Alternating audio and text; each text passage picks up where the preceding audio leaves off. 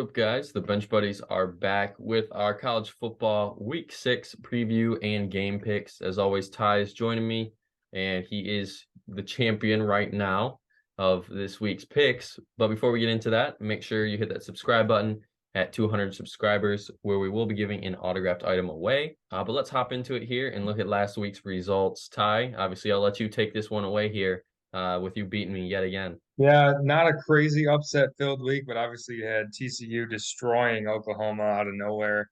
So big win for them. And got to give a big shout out to Kansas, 5-0, into the top 20 now, and game day coming to Lawrence. So big shout out to Kansas, and also shout out to Clemson for another top 10 win.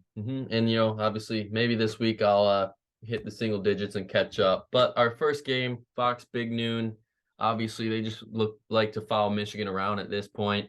And, Michigan's favored by 22. Shouldn't be a close game, I think, at all. Maybe at halftime it'll be closer than people think, but I think by the end, I think they're going to cover as well. But this Indiana team could be a sneaky team to look out for later in the season when they really have things figured out. Yeah, I think as long as JJ's not turning the ball over multiple times, Michigan will absolutely dominate, and they should cover that spread. Indiana has a very weak secondary. So I think this is the coming out party game for JJ. I think he'll have a big game through the air, and it's a game where they can kind of rest Blake Corum because he's gotten over 60 carries their last two games. So look for Michigan to throw the ball to win this one. And then probably at halftime when you're changing it, this will probably be another good game on that you'll be looking at. A team that, is kind of surprising people right now is Tennessee with how good they've been early. And you could honestly say the same about LSU. They're pretty much one extra point away from a chance at 5-0. And everyone's probably thinking, oh, LSU's good, top 10 team, possibly. And this could be the same case for both these teams here. But I am going to go with Hendon Hooker and Tennessee Vols on the road. I just think that Tennessee finally has it figured out at quarterback. They finally have a good quarterback that can lead them to win big games like this. And this is their first true test, I think, because they did beat Pitt in overtime, obviously. But I think this is their first true conference test, and we're going to really see what this Vols team is made of. Yeah, I just have a weird feeling about this one. Everyone's been almost making Tennessee out to be an elite team. I don't think they're quite there yet. I know their offense is doing great things this year, but I still think they're not quite in that elite category. And I don't think they're in a category either where they can go into Death Valley against a good LSU team and come out with a win. So I think LSU is going to defend their home turf here. And then the game that we're all looking forward to at the beginning of the year, TCU undefeated and Kansas undefeated. And, I got to stay hot with Kansas. I've pulled this shirt out of somewhere. I don't know where I got it, but I'm going with this one. Got to go with the Jayhawks. I'm rolling with them. Game day's there, and I feel like they can't disappoint at this point. So we got to go with the Jayhawks. Just keep riding the wave. Yeah, I'm excited for this game. There's going to be a lot of points scored. Obviously, TCU absolutely lit up Oklahoma last week. Kansas, I know they had a low scoring game, but they don't play a lot of defense, and they have a Heisman contender at quarterback. So you're going to see a lot of points, but I think TCU has the slightly better defense, and I think that'll be the difference. I know game day is going there, but I still think TCU goes in and gets the win. And a very underrated SEC game here this week. You got Arkansas 3-2, Mississippi State 4-1. Those two Arkansas losses obviously have been very good games and very tough teams. Where Mississippi State 4-1, looking to beat Arkansas and potentially get themselves in the case for a dark horse team to win the SEC. I think they're going to do that this week. I think it will be closer than 9 points. So I'm not taking that Mississippi State spread. But I will take the straight up pick with Mississippi State. I think Will Rogers can lead them to a victory. Yeah, I agree. I think Arkansas is just not what we thought they were going to be this season. And Will Rogers has been balling lately. He's really finding himself. So I think that offense for Mississippi State is going to put up a lot of points on a suspect defense for Arkansas. So I think they'll score enough points where Arkansas won't be able to keep up. And another 12 o'clock game. So hopefully you have at least 4 TVs to keep on at all times. Texas, Oklahoma, Red River shootout is what I like to call it. And I think it's going to be one of those games. I think Oklahoma, if Dylan Gabriel plays, I think he's trending in the right way to play. If he plays, I think they put up 30. And if Texas, is playing like Texas football. They at least put up 30. With that being said, I think it's going to be a 45-42 game. And I think Texas is going to win that one. Very close, but I will definitely bet the over in this one. That's for sure. Yeah, I think the difference here, Texas plays a little bit of defense. Oklahoma plays no defense. And I think Texas is just going to have a field day on offense, whether it's Ewers or Hudson Card.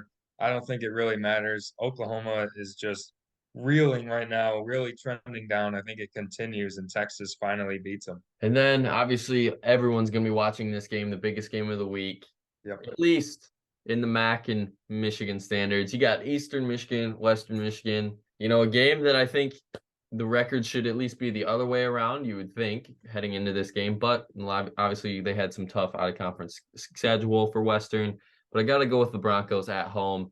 I think maybe if it's at Eastern, it could be a different pick here, but I think the Broncos are going to show up ready to play and defend their turf. Yeah, I said this last week. I'll say it again. If the Broncos lose this game, someone needs to be fired.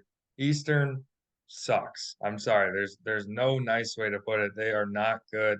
And I know Western's not great, but they should win this game at home or they have some issues going on. Finally moving to the 3:30 slate, getting off of the 12 o'clock. What a better way to have probably more people watching on TV by timesing it by a million and being at the game, because no one's going to be at this game, at the UCLA game, which unfortunately they should be at. UCLA 5-0, looking to prove like they are an elite team this year. And if you can get this win against Utah, then they got my respect at 6-0, that's for sure. I am going to pick them here. I think that Utah, they struggled on the road once in Florida at the first game of the year. And I know it's technically a road game, but they probably won't feel any effects. But I think just thinking that it's a road game might get to them. As we saw, early in the season, what they thought of that one. And I think UCLA and Zach Charbonnet are ready to play. Yeah, I just think Utah is the better team in this game, and I know they're going on the road, but my high school team's going on the road this Friday, and I think that's going to be a more intimidating environment than the Rose Bowl will be on Saturday.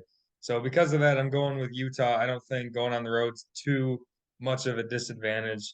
If you've seen that UCLA stadium lately, and Cameron Rising's really been starting to find himself after that not so great performance against Florida. So I think Utah will put it all together here and get the win. At 4, you should expect a huge blowout from CJ Stroud and the Buckeyes. And that's pretty much all I have to say, other than I'm sure Sparty is loving that they paid Mel Tucker for 10 years and $95 million right now. Yeah, as long as CJ Stroud doesn't catch the flu before this game, then he's going to have another huge game.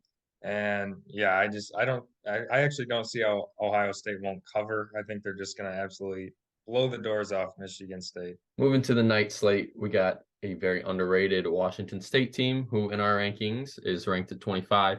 And you got USC here at 5-0 and really playing kind of where we thought they would be playing at the beginning of the year. We had them a lot higher than other polls had them. I especially had them a lot higher than Ty did here. And they're really playing like that team right now that's 6th in the country. And with that being said, at home, their first ranked matchup this year, I don't think it's going to matter. I think they're going to win by at least 2 possessions. By how much, I couldn't tell you, but I do think they will win by 2 possessions. I think this is interesting for USC. They've had 2 really lackluster performances in a row, and now they're playing a team that's better than both of those teams they played. So are we going to see USC get back into form and really put Washington State away, or are they going to struggle again and bring up a lot of question marks? So I think it's a game to keep an eye on here, but I think USC will win pretty comfortably. And then at 7:30, I think it's very reasonable to have Notre Dame favored in this game.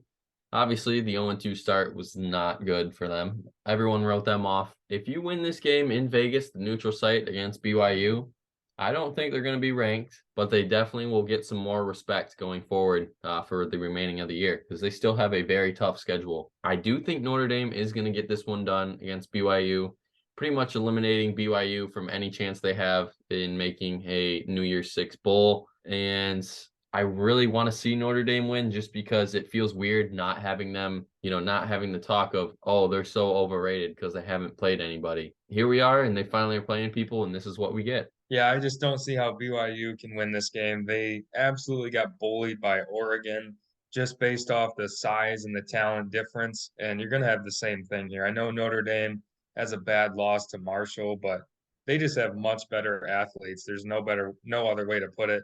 That offensive line should have a field day for Notre Dame, and I think they'll be able to just run the ball here and coast to a win. I think they'll cover as well. And then a game that's huge for Big 12 implications. Yeah, Kansas State and Iowa State. I'm going with the Cougars on the road and going to beat Matt Campbell and his team. I think Kansas State, they're looking pretty solid this year, 4-1. I think they'll get to 5-1 and really contend for that Big 12 championship with a few weeks left. Yeah, I'm just picking Iowa State here because I was high on them to start the season. I thought they were a really underrated team.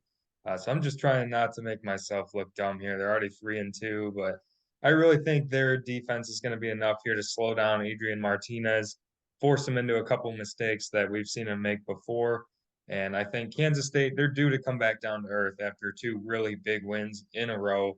So I think Iowa State gets the home win here. Then at 8, we have Florida State, NC State. This one I think can go either way, and that's why you see that line at -3. And I really wanted to take Florida State, but after their showing last week against Wake Forest at home, I just couldn't do it because one, they just came out flat at home. After the touchdown, the start of the game, it really just seemed like Wake Forest was in control the rest of the game. And now you're going on the road to an NC State team that's looking to get some revenge after last week's loss to Clemson. Obviously, they're pretty pissed heading into this game. I think NC State's going to take this one with Devin Leary throwing for 3 tutties. Yeah, I'm going with the Noles on the road here. This is a big game. Both teams playing to save their season, essentially. They're in real trouble in the ACC and obviously out of the playoff 100% with a loss. So big game here, but I'm just not really sold on NC State this season. I think they get tripped up here. Florida State coming off that loss where they played really poorly. I think they'll bounce back here and get a big road win. And the last game on our picks here, we got Alabama and A&M. And this is mostly in part to the Aggies pulling off the upset last year at home versus Bama. I don't see any way that even is close to happening this year. If Bryce Young plays, which he's trending to play, I think Bama at least beats them by 4 possessions. And A&M, I think, scores under 13 points in this one. So the over-under, take that as you will. I'm not really sure what could happen there. Bama could put up 49, but they could also put up 28 and win this one 28-10. For straight pick, obviously, this is probably my lock of the week with Bama winning. Yeah, I just don't see how A&M competes. Even if Bryce Young doesn't play, the offense is still going to be there for Alabama. And Texas A&M, they don't even know who their quarterback is right now. They've been going back and forth between King and Johnson. I don't even know who they're going to start this game, but the offense isn't going to be able to really do anything, I don't think. So Alabama should probably cover. Don't know if I'd take the spread if Young doesn't play, but if he does, take Bama to cover. That's going to be it for the video. As always, hit that subscribe button, get us to 200 for that autograph item giveaway. But until next week's video, the Bench Buddies are out.